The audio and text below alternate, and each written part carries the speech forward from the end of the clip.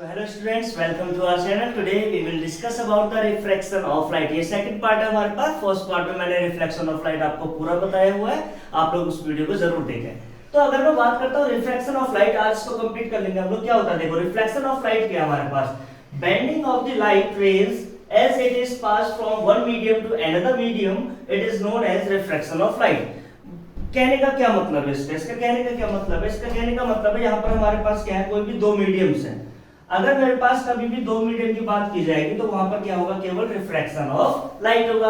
किस तरीके से इंट्रोड्यूस करते हैं? सपोज कीजिए ये एक हमारे पास पानी का जार भरा हुआ है, इसमें वाटर है हमारे पास में. इस तरीके से हम लोग वाटर को ही इंडिकेट करते हैं. तो इसके अंदर सपोज कीजिए आप वाटर है और बाहर से क्या है हमारे पास, एयर है. अगर कोई भी रे ऑफ लाइट अगर एयर से कहां जाती है, अगर एयर से वाटर में जाती है, तो यानी कि वो मीडियम चेंज कर रही है, यानी कि दैट इज मीडियम फर्स्ट और ये क्या हो जाएगा, मीडियम टू हो जाएगा हमारे पास में. यानी कि ये तो बोलता है bending of light from one medium to another medium, यानी कि वन मीडियम तो एयर हो गया, सेकंड मीडियम क्या हो गया हमारे पास, वाटर हो गया, और फिर जब बाहर निकलेगी तो क्या आएगा यहाँ पर, एयर ही आ जाएगी हमारे पास, यानी मीडियम वन ही हो जाएगा. ये भी पूरा क्लियर हो गया बात. अब इस पूरे प्रोसेस में रिफ्रैक्शन ऑफ लाइट का क्या मतलब होता है हमारे पास में? तो रिफ्रैक्शन ऑफ लाइट क्या है?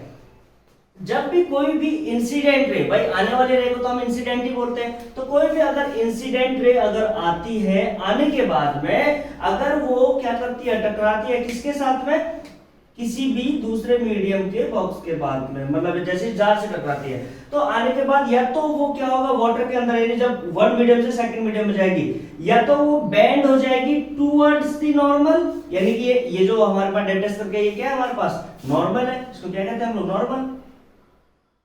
और ये क्या है, इंसिडेंट. ये इंसिडेंट हो गई.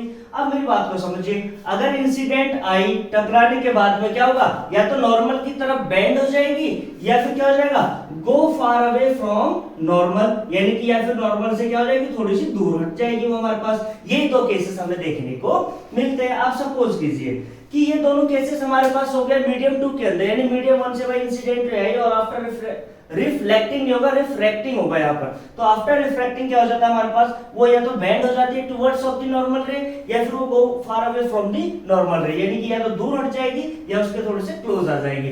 तो यही आपकी जो प्रोसेस होगी वो क्या कहलाती है हमारे पास, रिफ्रैक्शन ऑफ लाइट कहलाती है. तो स्टूडेंट्स बात करते हैं, अगर ये इसके बाद जब बाहर निकलेगी, यानी कि जब फिर से वो मीडियम वन में आएगी, तो क्या होता है, जब भी ये मीडियम वन में आएगी तो याद रखना ये इंसिडेंट रे के बिल्कुल क्या हो जाएगी, दैट इज पैरेलल हो जाएंगी गाइस. क्या हो जाएंगे, इसके इंसिडेंट रे के पैरेलल निकलेंगे हमारे पास में. हमेशा कंडीशंस को याद रखना. तो रिफ्रैक्शन ऑफ लाइट कहते हैं कि हम लोग किसी भी एक जार से अगर एक मीडियम से दूसरे मीडियम में रे ऑफ लाइट को डालते हैं, तो या तो नॉर्मल की तरफ को बेंड हो जाती है, या go far away from the normal हो जाती है हमारे पास. और यही प्रोसेस आपकी क्या कहलाती है, रिफ्रैक्शन ऑफ लाइट कहलाती है. डियर स्टूडेंट्स, अगर मैं बात करूं रिफ्रैक्शन ऑफ लाइट क्या होता है, कहां पर होता है, तो आप लोगों ने देखा भी होगा, हमेशा एनालाइज करते हैं हम लोग डेली लाइफ के अंदर भी इसको, कि अगर आप टॉर्च को लो और टॉर्च को किसी भी वाटर से भरी हुई एक बकेट है जिसमें वाटर है बहुत सारा, तो उसमें अगर डालते हैं ऐसे टॉर्च हम लोग, तो जहां पे रे ऑफ लाइट जाएगी हमारे पास, सपोज कीजिए यहाँ पे टॉर्च मैंने अगर इंपैक्ट किया, तो रे ऑफ लाइट यहाँ पे सीधी ना दिख के आप क्या दिखेगी कि थोड़ा उसकी तरफ को दिखेगी, या फिर वो बेंड होगी दूसरी डायरेक्शन में. यानी कि आप उसको एनालाइज कर सकते हैं अपने डेली लाइफ में वाटर वाले एग्जांपल्स के थ्रू. तो बाल्टी में एक पानी भर लीजिए, उसमें टॉर्च मारिए आप लोग, तो देखेंगे रे ऑफ लाइट को आप जहां डाल रहे हो उस डायरेक्शन में होगा, वो अनदर डायरेक्शन में थोड़ा सा रिफ्लेक्ट हमारे पास हो रखी है. तो यही आपकी पूरी कंडीशन क्या कहलाती है, रिफ्रैक्शन ऑफ लाइट कहलाती है. अब अगर इंसिडेंट रे और रिफ्लेक्टेड रे की बात करता हूं, तो भाई जो भी इंसिडेंट होगा, जैसे एंगल ऑफ इंसिडेंट ये आ रहा है तो एंगल ऑफ इंसिडेंट हो गया, और ये वाला नॉर्मल रे की तरफ बेंड हो रही है तो एंगल ऑफ रिफ्लेक्ट, ये दोनों इक्वल होगा, यानी कि प्रोसेस बिल्कुल सेम है. एंगल ऑफ इंसिडेंट जो होगा वो क्या होगा, एंगल ऑफ रिफ्लेक्टेड के बराबर ही होगा, हमेशा इक्वल होगा, चाहे वो मैंने आपको रिफ्लेक्शन ऑफ लाइट में बताया हो, चाहे वो रिफ्लेक्शन ऑफ लाइट में बताया हो, दोनों में एक ही कॉन्सेप्ट है हमारे पास में. लेकिन इसके अंदर कुछ और आता है, जैसे रिफ्रैक्टिव इंडेक्स वगैरह आते हैं, तो इन चीजों को हम लोग कैसे एनालाइज करते हैं ये पढ़ेंगे हम लोग laws of refraction of light के अंदर में. तब तक आप वीडियो को कंटिन्यू करने के साथ साथ इसको नोट डाउन कर लीजिए, उसके बाद मैं आपको बताता हूं laws of refraction. So start guys. Next point is law of refraction of light. अगर law of refraction of light के बारे में बात करता हूँ आपके साथ में, तो there are the two laws of reflection of light. Refraction की बात कर रहा हूँ मैं. कौन सा है हमारे पास first, the incident ray, the refracted ray and the normal all are the interference of two transparent medium, यानी दो transparent medium air and water, जो कि मैंने आपको पहले बताया है। तो at the point of incidence all lie in the same plane, यानी कि सभी एक ही प्लेन पर लाई करते हैं। भाई हम लोग अगर बात करते हैं तो हम लोगों ने कुछ इस तरीके से बार बनाया था उस टाइम पे कि एक मीडियम हमारे पास में वाटर है इसके अंदर, यानी कि मीडियम 2 है और यहाँ पर क्या है, मीडियम 1 है हमारे पास में। तो कोई भी एक इंसिडेंट रे आती है, नॉर्मल यहाँ पर लाई करती है, इसके साथ इंटरफेरेंस हो जाती है, यानी कि दो अलग अलग मीडियम में बोला गया ना टू ट्रांसपेरेंट मीडियम, और वहां पर टू ट्रांसपेरेंट मीडियम में क्या होता है, सेम प्लेन पे लाई करती है। भाई प्लेन यहीं पे तो लाई कर रही है एक बार हमारे पास में, तो सेम प्लेन पे लाई करते हैं, तो इसको क्या बोलते हैं हम लोग, first law of refraction of light बोलते हैं। तो आपको याद हो जाना चाहिए कैसे, the incident ray, refracted ray, normal to the interference of two transparent medium at the point of incidence all lie in the same plane, यानी कि सभी एक ही प्लेन पर मिलती है। अब बात करते हैं दूसरे लॉ ऑफ रिफ्रैक्शन की हम लोग, तो क्या होता है दूसरे लॉ में, अगर हम बात करते हैं तो इसका पहले डेफिनेशन को समझे। कहता है the ratio of sine of angle and the incidence and sine of angle of refraction is constant, that is called law of refraction. भाई इसमें दो चीजें बोला कि sine of angle of incident, भाई साइन ऑफ एंगल तो sine ले लो, sine of angle of incident के लिए आई ले लिया मैंने, क्लियर हो गया बात। उसका रेशियो बोल रहा है, रेशियो मतलब दैट डिवाइडिंग लाइन हमारे पास में, तो क्या बोलता है दूसरा, sine R is equals to constant. अब ये हमारे पास कांस्टेंट हो गया। अब बस याद रखना इस चीज को, जब भी कोई रे ऑफ लाइट एक मीडियम से दूसरे मीडियम में रिफ्रैक्टेड होगी, तब हमेशा वो किसके रेशियो में होगी, कांस्टेंट के रेशियो में होगी। और इस कांस्टेंट को हम लोग यहाँ पर k भी एज्यूम कर सकते हैं, और k इक्वल्स टू यहाँ पर क्या हो जाता है, 1 हो जाता है हमारे पास में। दूसरी अपॉर्चुनिटीज, इसी लॉ को हम लोग किस नाम से जानते हैं, second law of refraction of light is known as Snell's law of refraction of light, यानी कि इसी लॉ को हम लोग किस नाम से और जानते हैं, इसी लॉ को हम लोग जानते हैं Snell's law of refraction of light के नाम से। यानी कि इज इट क्लियर कि हमारे पास टू लॉज होते हैं, जैसे रिफ्लेक्शन में थे और ऐसे रिफ्रैक्शन में भी होता है क्या, कि incident ray, reflected ray, normal all the two transparent medium at the point they will be the incident all lie in the same plane. और सेकंड हो गया हमारे पास में, मैंने डायग्राम के अकॉर्डिंग में समझाया, इंसिडेंट रे आई, रिफ्लेक्टेड होने के बाद सेकंड मीडियम में जाती है, तो लाई तो एक ही प्लेन पर कर रही हो हमारे पास में, तो इसलिए क्या हो गया फर्स्ट लॉ। सेकंड लॉ क्या बोलता है, the ratio of the angle of incident of sine I and the angle of refraction is sine R, they all are in the constant, यानी कि ये दोनों क्या होते हैं, कांस्टेंट के रेशियो में होते हैं हमारे पास में। तो आई होप कि आप लोगों को लॉ ऑफ रिफ्रैक्शन समझ में आ गया होगा। भाई लॉ ऑफ रिफ्रैक्शन का बहुत बड़ा इंपैक्ट पड़ता है, याद रखना।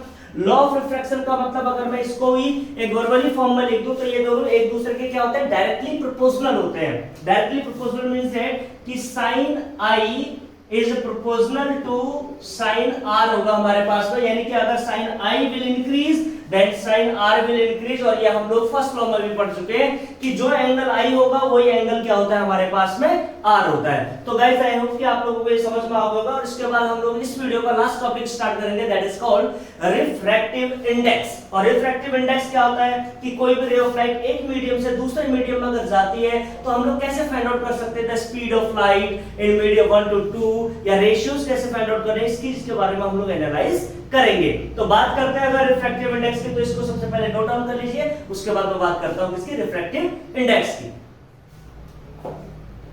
चलिए स्टूडेंट्स, बात करते हैं हम लोग रिफ्रैक्टिव इंडेक्स की। अगर रिफ्रैक्टिव इंडेक्स की मैं बात करता हूं तो ये कहता क्या है, पहले डेफिनेशन के अकॉर्डिंग समझते हैं, उसके बाद मैंने दो एग्जांपल्स लिखने हैं और एग्जांपल के अकॉर्डिंग हम लोग समझेंगे। बात करते हैं refractive index, the extent of the change in direction, यानी कि किसी भी कंडीशन में, यानी एक्सटेंटली अगर उसकी डायरेक्शन चेंज हो जाती है, जैसे कि आप लोग देखते हो सवाल के अंदर में कि भाई कोई भी एक रिफ्रैक्टिव इंडेक्स होता है, तो इंसिडेंट रे आती है, नॉर्मल रे की तरफ तो बेंड हो जाती है, यानी कि डायरेक्शन को चेंज कर रही है, तो the light take a place in a given pair of a media is expressed in the term of refractive index। तो जो रे ऑफ लाइट जिस मीडियम से जिस दूसरे मीडियम में जा रही है, यानी one medium to another medium, उसी प्रोसेस को क्या कहते हैं हम लोग? रिफ्रैक्टिव इंडेक्स बोलते हैं। अब देखिए रिफ्रैक्टिव इंडेक्स होता क्या चीज है हमारे पास में।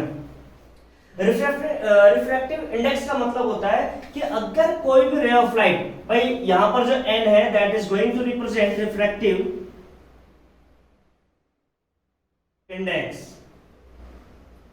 ये रिफ्रैक्टिव इंडेक्स को n रिप्रेजेंट करता है। यहां पर n इक्वल्स टू क्या हो जाएगा हमारे पास में, मैं बात करूं अगर रिफ्रैक्टिव इंडेक्स को, चलो नॉर्मली बात कर लेते हैं पहले कि कौन किसको डिनोट करता है। तो रिफ्रैक्टिव इंडेक्स को हम डिनोट करते हैं n से, और इसी के साथ अगर मैं बोलूं speed of light, speed of light, तो इसको हम लोग डिनोट करते हैं c से, और इसी के बाद में अगर मैं बात करता हूं किसकी, स्पीड ऑफ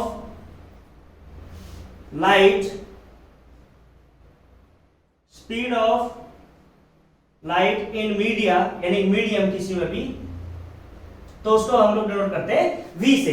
यानी कि इनके बीच में रिलेशन क्या होता है भाई, इनके बीच में एक नॉर्मल सा रिलेशन होता है स्टूडेंट्स। क्या होता है वो कि refractive index is equals to the speed of light in any, speed of light upon speed of light in media, यानी कि v, यानी कि n इज इक्वल्स टू क्या होता है, c अपॉन v। इस रेशियो को आप लोग क्या बोलते हो, रिफ्रैक्टिव इंडेक्स बोलते हैं। अब किस तरीके से ये वर्क करता है गाइस, अगर मैं आपके पास बात करता हूं कि यहां पर लिखा है n, 2 और 1, यानी कि speed of light in medium 1 with respect of medium 2, तो हम लोग कैसे रिप्रेजेंट करेंगे कि the speed of light, speed of light in medium 1 upon speed of light in medium 2, यानी कि इस तरीके से हम लोग इसको रिप्रेजेंट करेंगे। बेसिकली अगर इसको रिप्रेजेंट करें तो वो इस तरीके से n equals to c upon v में भी रिप्रेजेंट कर सकते हैं, अगर वो एक स्पीड ऑफ लाइट को ही कंज्यूम करता है वैक्यूम सेक्शन में।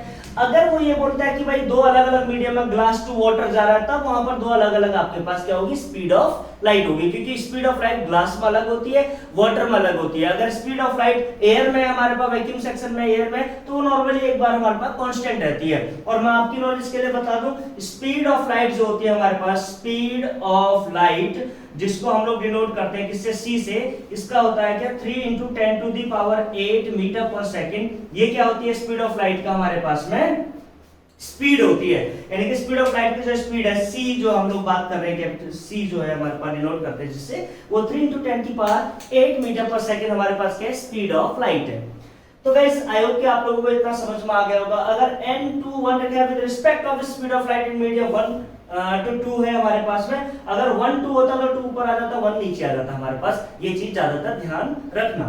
बात करते हैं एग्जांपल नंबर फर्स्ट की, किस टाइप के क्वेश्चंस आते हैं हमारे पास रिफ्रैक्टिव इंडेक्स के अंदर में। तो रिफ्रैक्टिव इंडेक्स में क्या बोलता है कि the refractive index of any media is 1.50। भाई रिफ्रैक्टिव इंडेक्स की कोई भी यूनिट नहीं होती, इसीलिए हम लोग उसको किसी चीज से डिनोट नहीं कर पा रहे हैं यूनिट में। तो n से हम लोग रिफ्रैक्टिव इंडेक्स को डिनोट करते हैं, तो किसी भी मीडियम में हो सकता है। ये एनसीईआरटी का क्वेश्चन आप लोग देख लेना। n इज इक्वल टू 1.50 है हमारे पास में, और बोलता है कि स्पीड ऑफ लाइट जब वो कहां जाती है, जब वो एयर टू वाटर जाती है। भाई एयर से वाटर में जा रही है, तो एयर में तो स्पीड ऑफ लाइट क्या होती है हमारे पास, 3 × 10⁸ मीटर पर सेकंड। ये कांस्टेंट वैल्यू होती है, आपको गिवन भी हो सकती है और नहीं भी हो सकती, ये चीज आपको एनालाइज करनी है। अब हमें निकालना है speed of light in water. तो speed of light in water कैसे निकलेगा देख लीजिए। इस फॉर्मूले के बेसिस पर अगर मैं चलता हूं तो क्या हो जाएगा, n is equals to c upon v and I will have to find the v, तो मैं क्रॉस मल्टीप्लाई करूंगा तो v is equals to क्या हो जाएगा, c upon n। और तो स्पीड ऑफ लाइट क्या है, 3 × 10⁸ मीटर पर second, and the speed refractive index जो दे रखा है वो क्या दे रखा है, 1.50 क्वेश्चन नंबर फर्स्ट में। तो point will remove, 2 zeros are there, 152 are 300, तो 2 × 10⁸ मीटर पर सेकंड की स्पीड से वो स्पीड कहां पर जाएगी, लाइट की वाटर में जाएगी, यानी कि ये इसका क्या हो गया, आंसर हो गया। अगर मैं अगले क्वेश्चन की बात करता हूं तो यहां पर क्या जा रही है, एयर से ग्लास में जा रही है। भाई एयर में है तो स्पीड ऑफ लाइट में अपने आप ही लिख लूंगा क्या, 3 × 10⁸ मीटर पर सेकंड। अब हमें रिफ्रैक्टिव इंडेक्स यहां पे फाइंड आउट करना है, और क्या दे रखा है हमें, speed of light in glass दे रखा है क्या, 2। तो देखिए इसको किस तरीके से करते हैं हम लोग एनालाइज। अगर मैं इस क्वेश्चन की बात करूं तो ये हो गया आपके पास एग्जांपल नंबर 1 और एग्जांपल नंबर 2 की अगर मैं बात करता हूं तो क्या कहता है हमारे पास में ये चीजें तो हम लोग फार्मूला लिख लेंगे n c/v we have to find refractive index n। तो c की वैल्यू क्या है हमारे पास 3 × 10⁸ मीटर पर second. Speed of light in glass कितनी हमारे पास 2 है, 2 से डिवाइड करेंगे तो क्या आएगा गाइस 1.5 × 10⁸ मीटर पर सेकंड। तो ये क्या हो गया हमारे पास रिफ्रैक्टिव इंडेक्स हो गया किसी भी मीडियम में किसी भी रे ऑफ लाइट का। तो इस तरीके से हम लोग बहुत ही इजीली रिफ्रैक्टिव इंडेक्स को फाइंड आउट कर लेते हैं। एग्जाम्स में ये 1 मार्क्स के क्वेश्चंस में या ऑप्शनल क्वेश्चंस में बहुत ज्यादा पूछे जाते हैं। तो आप लोग इसकी प्रैक्टिस कीजिए एनसीईआरटी की बुक से या फिर आप लोग एस्टर्न अगर लेते हैं तो वो बहुत अच्छी बुक है हमारे पास, वो प्रिपेयर कीजिए। Thank you very much for watching this video. Please continue with us. इसके बाद जो हम लोग आगे का लेक्चर देंगे वो इसके बाद करेंगे, क्योंकि पहली वीडियो मैंने फुल कंप्लीट बनाई थी तो मुझे लगा कि बच्चों को क्या पता वहां दिक्कत हो रही हो, तो इसीलिए मैं इसके 2 पार्ट बनाऊंगा। फर्स्ट पार्ट में यहां तक, सेकंड पार्ट में ये चैप्टर कंप्लीट हो जाएगा हमारे पास refractive of index. Thank you very much for watching this video. Please like and subscribe our channel.